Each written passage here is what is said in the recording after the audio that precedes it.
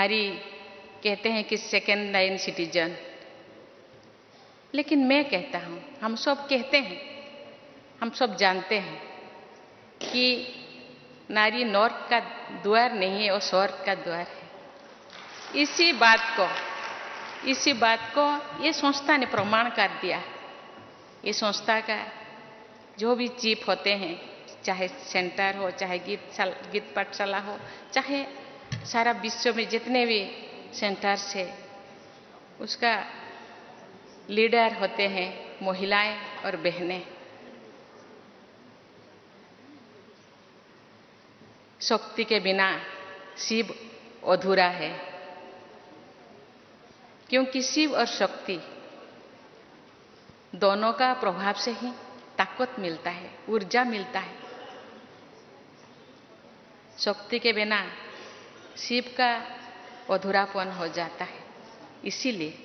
इसीलिए ब्रह्मा बाबा ने एक शक्तियों को आगे रखा और जानते हैं कि ये महिला शक्ति के प्रतीक है, ये तो सर्वं स्वाहा है। सुख, शांति, आनंद और प्रेम का ये जीता जागता ये मिसाल है। कोई बोलने से, कहाँ किताबों में लिखने से वो चीज तो बदल नहीं जाएगा, लेकिन आज लोगों की मानसिक स्थिति को बदलना जरूरी है और बदल भी चुका है। आज चारों तरफ ये है, भारत में ही है नहीं, सारे विश्व में कहते हैं महिलाओं को आगे लाना होगा। और समझते हैं आज नेगेटिविटी इतने बढ़ने का एक ही, मुझे बहुत सारे कारणों से एक ऐसे रीजन है, क्योंकि हम लोग महिलाओं को नेग्लेक्ट करते हैं। महिलाएं आगे आना चाहिए। आज चारों तरफ आरक्षण के लिए नारा लग रहा है। पॉलिटिक्स में आरक्षण, नौकरियों में आरक्षण और हर चीज में आरक्षण चाहिए महिलाओं को। लेकिन मैं जानती हूँ महिला के अंदर इतना पोटेंशियलिटीज है। आज हम देखेंगे तो हर जगह, अभी बॉर्डर सिक्योरिटी में भी वो ऐसा काम करते हैं जो भाई लोग नहीं कर पाते।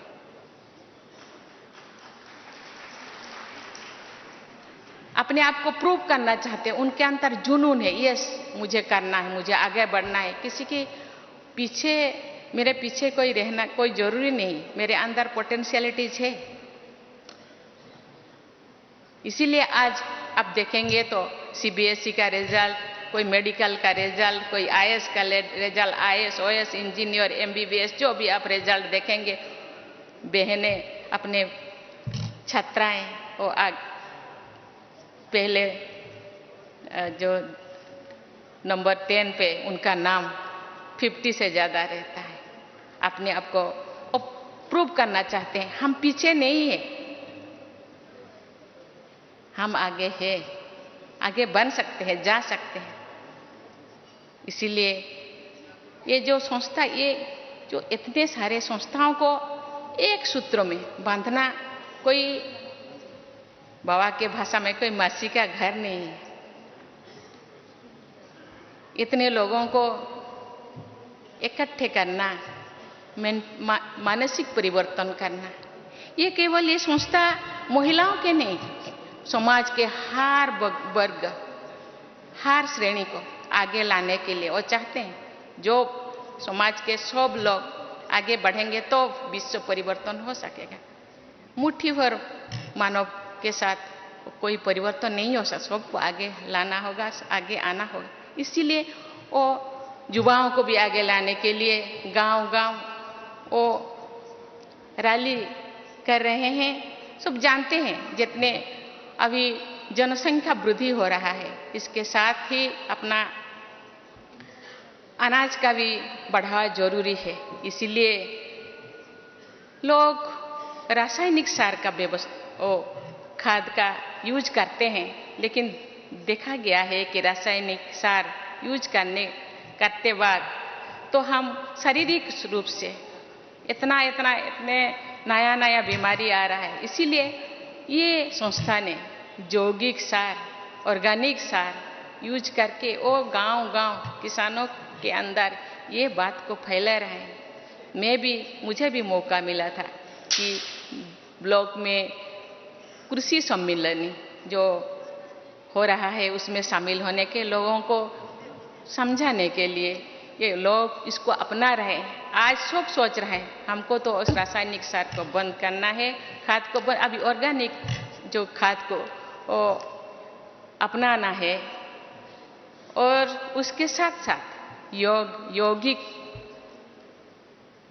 व्यवस्था को भी उपयोग करना है। भाई और बहनों, आज सारे विश्व में स्वच्छता का अभियान चल रहा है। स्वच्छता, बाह्य स्वच्छता के, लेकिन ये संस्था का नंबर 1 मुद्दा तो है स्वच्छता और पवित्रता। ये पहले से ही है। ये केवल बाह्य स्वच्छता नहीं है, वो आंतरिक स्वच्छता, मन, वचन, कर्मणा में स्वच्छता, दृष्टि, वृत्ति, कृति में स्वच्छता, चाल चलन, चेहरा में स्वच्छता, कथनी और करनी में समन्वयता, समरसता, ये तो उनका मुद्दा है, ये संस्था का मुद्दा है।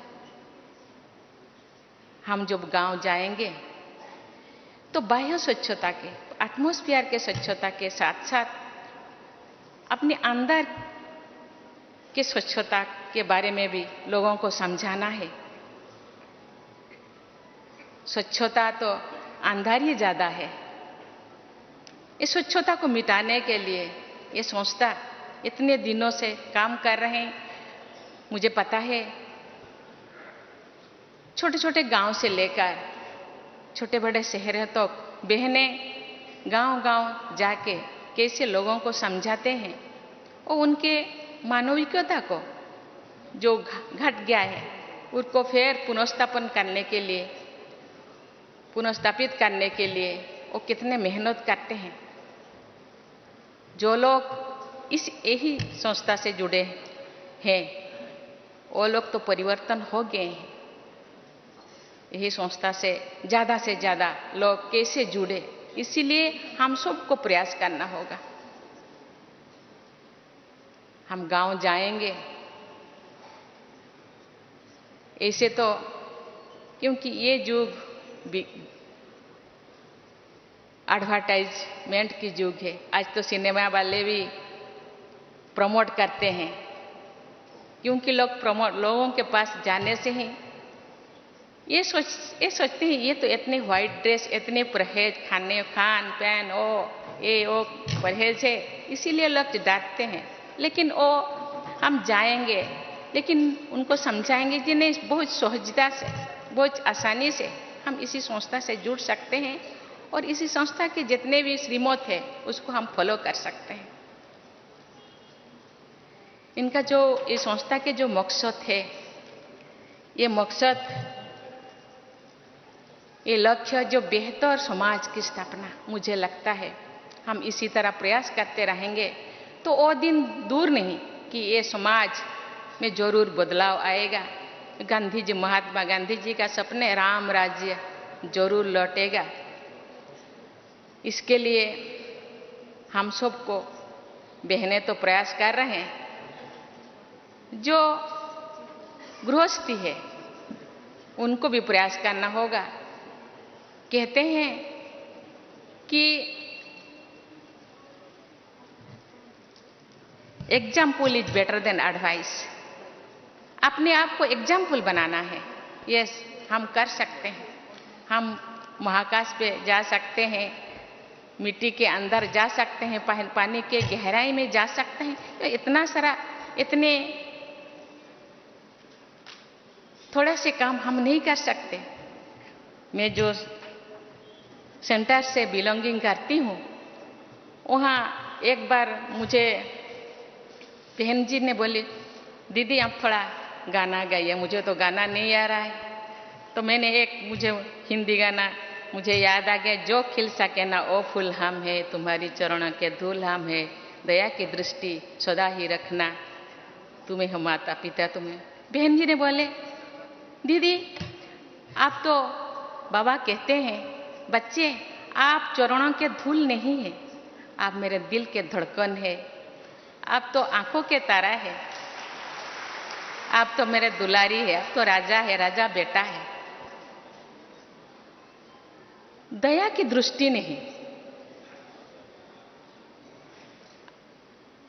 माता पिता अपने बच्चों को दया नहीं करते हो तो अधिकार से, अपना अधिकार है, मेरे जो कुछ है वो तुम्हारे है, मेरे जो कुछ है वो तुम्हारा है, उसको दया की कोई जरूरत नहीं। लेकिन जो बच्चे जो बिगड़ जाते हैं, माता पिता भी थोड़ा गुस्सा करते हैं, आपको कुछ भी नहीं मिलेगा, एक फूटी कौड़ी नहीं मिलेगा, लेकिन फिर भी मिल जाता है, क्योंकि हम सब लीगल हेयर है ना, बाबा का लीगल हेयर है, बाबा का जो कुछ है, बाबा में जो गुण है, जो क्वालिटी है, हम में भी वही क्वालिटी है, लेकिन उस क्वालिटी को पहचानना चाहिए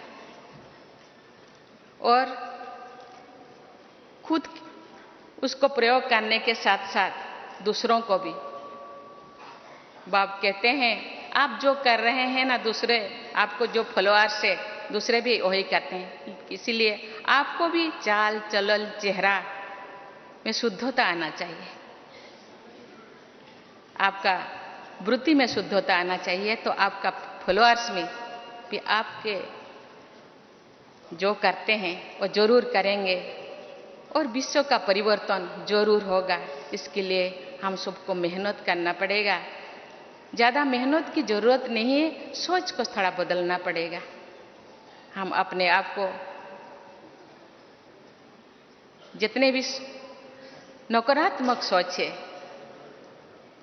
उसको बदलकर सकारात्मक सोच लाएंगे और बाबा के श्रीमत में चलेंगे।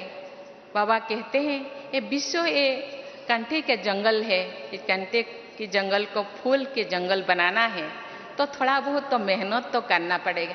इसीलिए हम जो ढूंढते हैं, सुख को ढूंढते हैं, हर कोई सुख के लिए, शांति के लिए, आनंद के लिए प्रयास करते हैं, लेकिन सुख हम कहाँ ढूंढते हैं? वस्तुओं में,